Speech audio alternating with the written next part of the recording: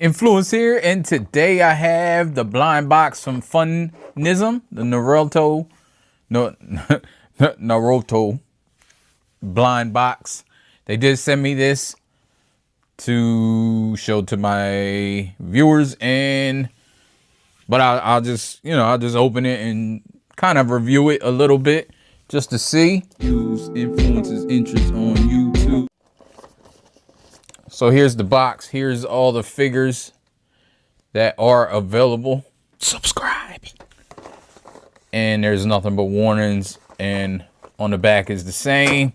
So let's open this box.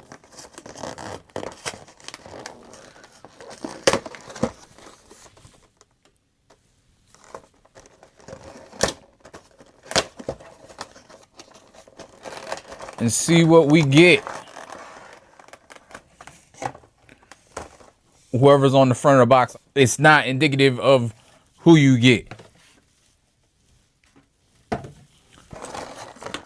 And this is a pretty nice looking figure. You get this magnet here. I believe it's a magnet. Let me make sure. Yeah, it's a magnet. It's sticking on metal, so I believe it's a magnet. And you get the figure and some accessories. So here's the figure at eye level up close.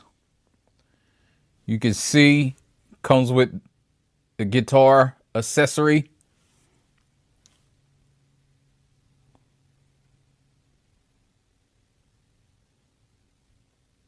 And it's nice. It has clear